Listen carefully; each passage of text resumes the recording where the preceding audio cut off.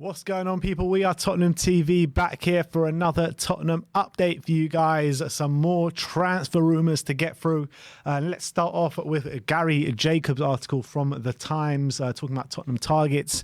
And he says Antonio Conte is seeking to ensure that he is sufficiently backed in the transfer market to stay at the club. Tottenham want to sign a reserve goalkeeper, 2 defenders, at least 1 midfielder and another striker this summer.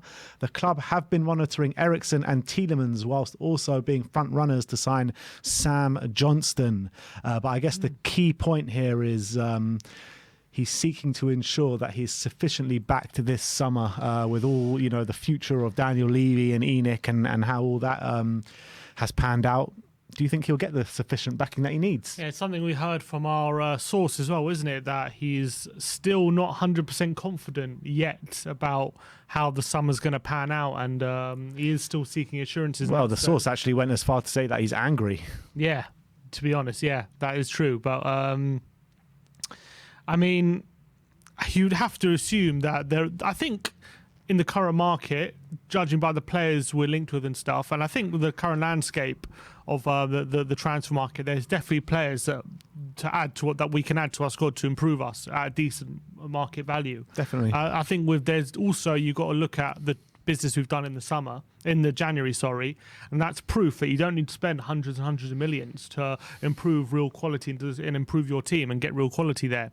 So I don't think there's any excuse for this board or hierarchy to not get the targets we need in the summer and the positions. So I am confident in especially if we get Champions League football, that there'll be no barriers to our to improving the team and our targets. Obviously, you might not get your number one target, but I'm sure there are players like on the market for a decent value that will improve our team that in positions we desperately need. In terms of the targets he's talking about, these Eriksen rumours aren't going away, are they? I don't know if you've seen the Brentford are releasing all these training videos. I saw, him in training. Dynamite, mate. Yeah, he's hitting those top bins every single time, and he looks like, honestly, that he's getting to the Eriksen. Like he's proving exactly what he's showing on the pitch, isn't he? That he's back to his best at the moment. So I'm hoping this could be a reunion that could suit everyone. Obviously, Sam Johnston, he wants a backup keeper. Maybe he doesn't trust Galini as well. So I'm all for that. But it's all about whether Conte has full trust that he's going to get the back he needs, not just to be again in top 4, but to be challenging for top things. He wants to close the gap on Chelsea, City and Liverpool, and that's not an easy task. But he needs, especially with City looking to get Haaland exactly. in as well. So that's going to be difficult. But he needs to feel at least a 1% chance. If he doesn't feel that, he's not going to have that.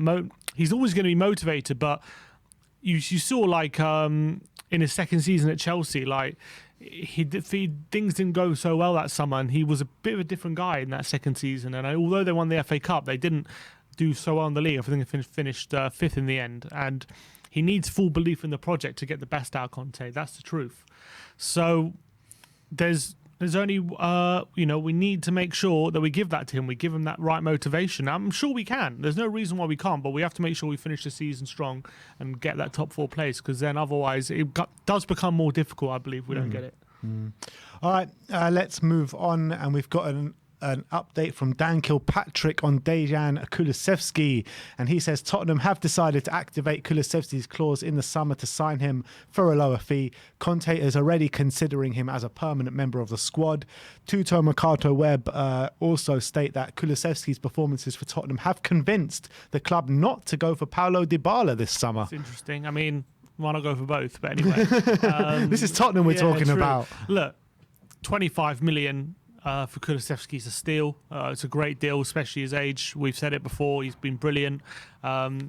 He's been talking as well, hasn't he? That he came to Tottenham with a real hunger. In a recent interview, he said he came to Tottenham with a real hunger to prove people wrong. And he loves proving people wrong.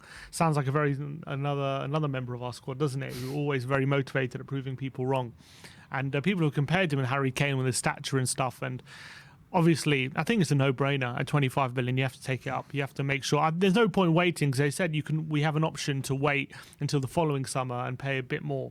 10 million more, I think it was. Yeah, no point waiting though. Get him through the door. I think he's settled in really well. I think he's only going to get better, in my opinion, the more he plays. And what I would be as well, I want to see him potentially play a bit more of a central role if we need him to, because I think he can play that role as well, potentially in the number 10 role if need be.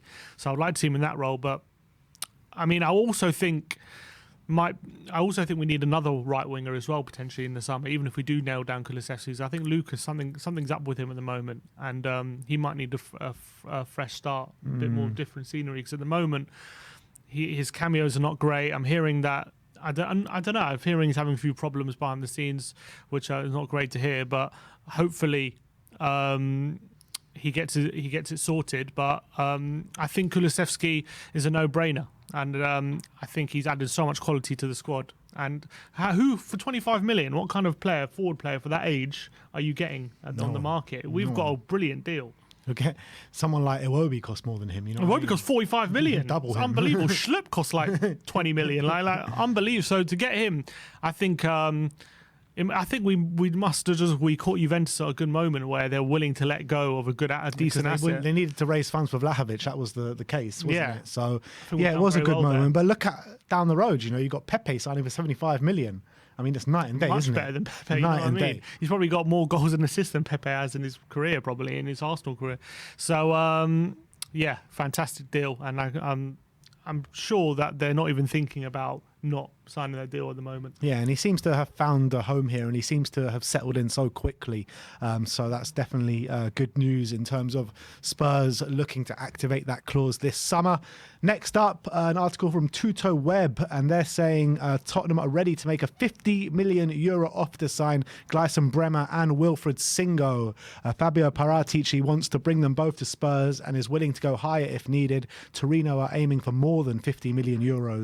I mean, if we can bring in two players in positions that we need for, well, they said they want more than €50 million for 60, 70 million euros for two players. It's pretty good going, and I've been reading up about this Bremer as well, and apparently he's very much in the mould of Romero in terms of he's very aggressive. He likes to be on the front foot and proactive. Good on the ball. I don't know if he's as good as him on the ball, but he does like as well to get into the box and attack. I've seen in terms of like percentiles, he's in like. Comparing to other defenders, he's in like one of the top percentiles for getting in the box.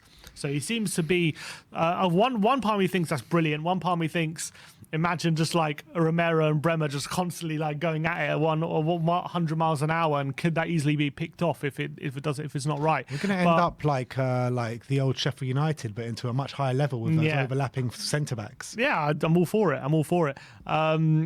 But he sounds like a player who could definitely help us.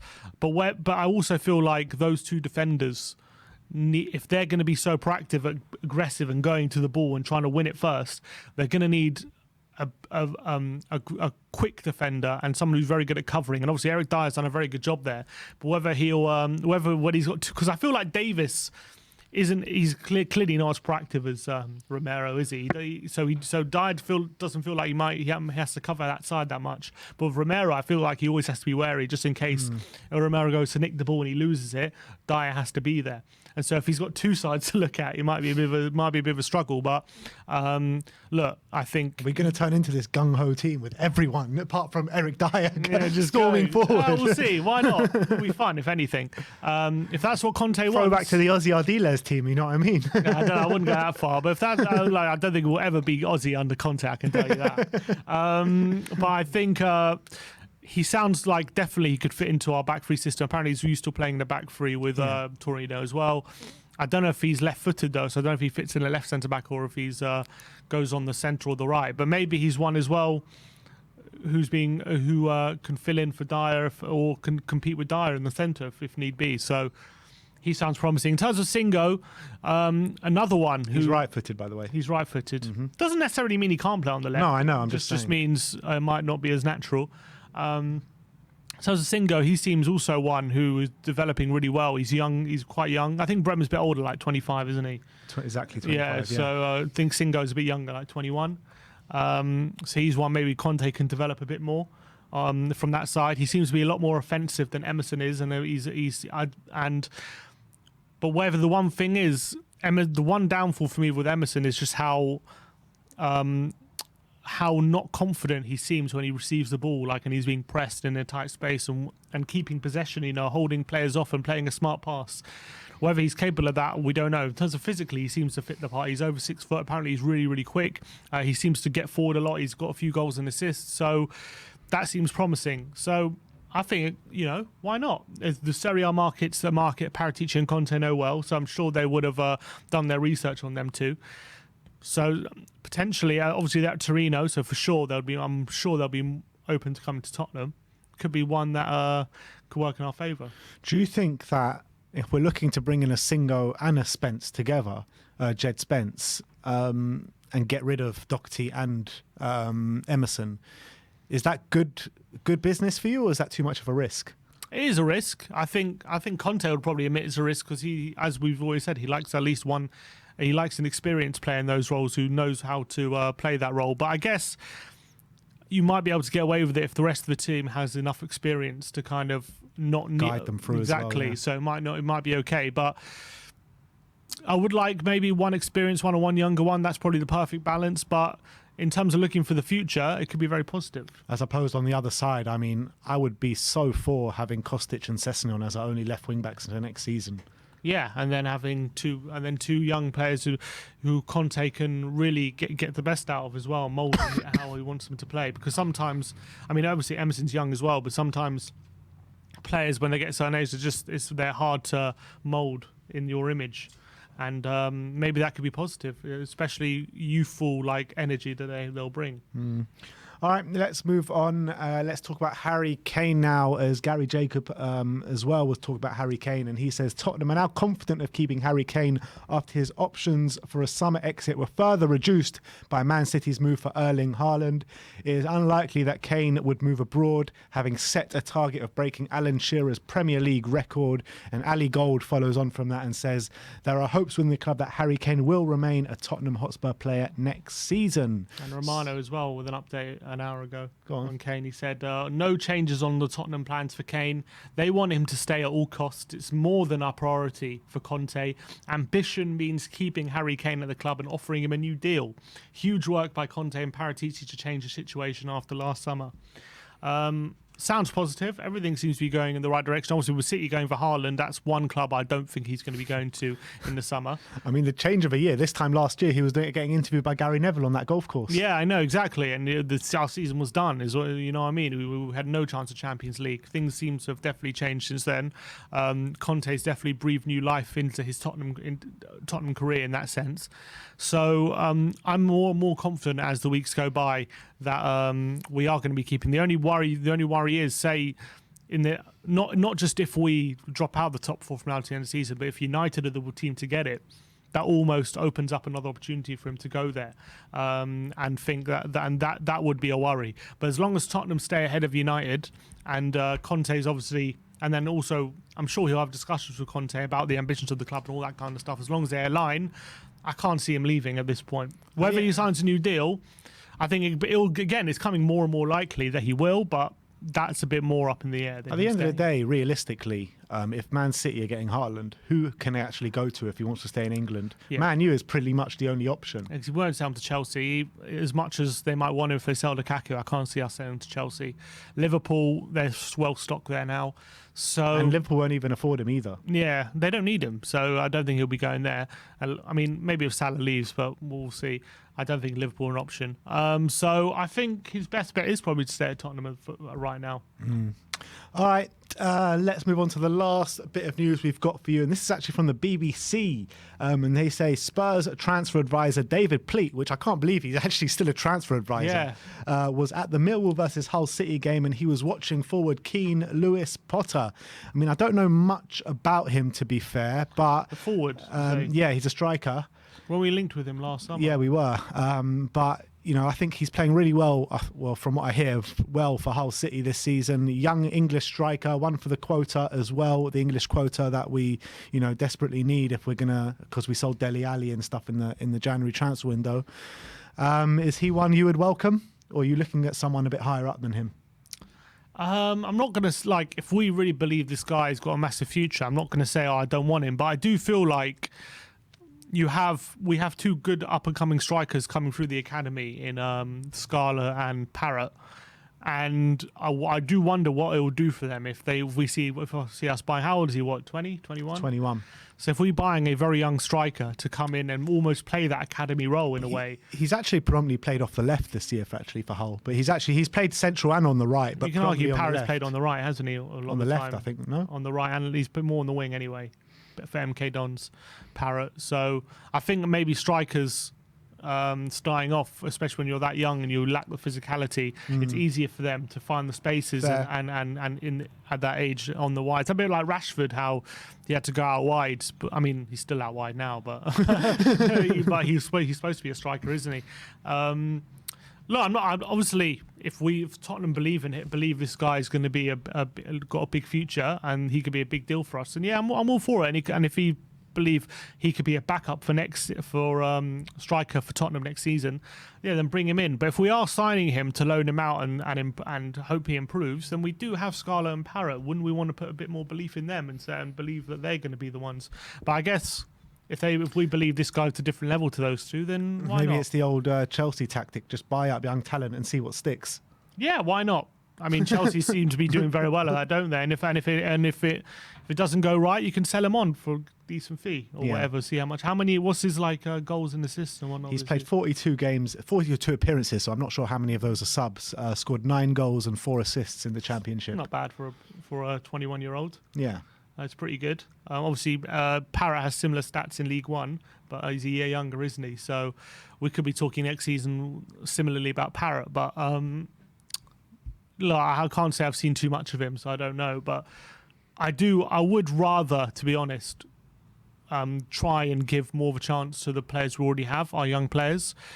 But I guess if Conte, as I said, if the scouting team believe this guy is the real deal, then yeah, get him in. And last season he was playing for Hull and he was their main man in League One, scoring 13 goals. So he's made the step up to the Championship. It doesn't seem to have affected him too much. Fair enough. So that's a good sign, isn't it? Yeah, definitely. But anyway, that is our Tottenham update for you today. Let me know in the comment section below if you have any thoughts regarding any of the news stories we brought to you today. At 4:30, I believe, we'll be doing the Tottenham Hour with Brains McLeod and Matty Hayes. And then tonight, we've got a watch-along for you guys, a Soccer Saturday special on a Wednesday night. We've got 4 games happening tonight. We've got Arsenal, Chelsea, and a few other games. Which other games are on tonight? Man City versus Brighton. We have Newcastle versus Palace, and another one. And Everton, Leicester. Yeah, so some big games actually tonight, especially the big one. Chelsea, Arsenal's a big one, which we're going to be watching and focusing on. But any goal that goes in, we'll be there. Exactly. We'll be focusing on all 4 games tonight. So come and join us as we'll keep you updated around the grounds tonight. Thank you, everyone, for joining us today. Like, subscribe, and comment. And as always, come on, you Spurs.